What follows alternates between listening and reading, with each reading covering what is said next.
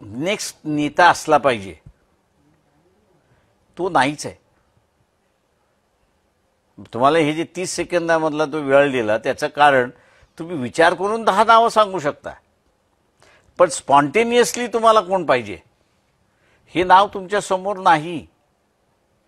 जातीने तुम्हाला इथपर्यंत आणलेलं आहे की तुम्हाला नेताच ठेवलेला नाही.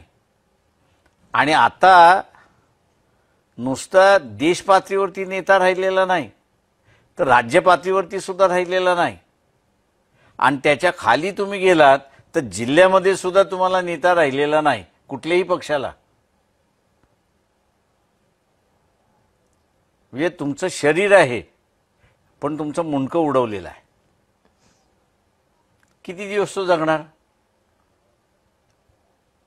डीप थॉट आहे याच्या मागे तुम्ही म्हणताय ते. मी डीप थॉट मी एवढंच म्हणतोय की प्रत्येक म्हणजे एक सिस्टम जी आहे नाही, ही पूर्ण रिवॅम्पच झाली पाहिजे. मी या मताची आहे की नुसत्या जातीवर निवडणुका लढल्याच नाही पाहिजेत, नाही म्हणत आहे, कर्तृत्वावर लढल्या पाहिजे. मी तुम्हाला जे सांगण्याचा प्रयत्न करतोय तो हा की जातीला महत्व दिल्यामुळे तुम्ही पॉलिटिकल लिडरशिप संपवलीत अशी असणारी परिस्थिती आहे, एक भाग. बरोबर.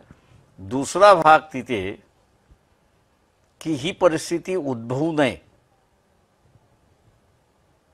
म्हणून हा जो आता वाद आपण एकनाथ शिंदे वर्सेस उद्धव ठाकरे बघतो आहोत, हा काँग्रेस ज्यावेळेस पहिल्यांदा फुटली, इंडिकेट सिंडिकेट, त्यावेळेस कोर्टाने सांगितलं हा वाद आमचा नाही.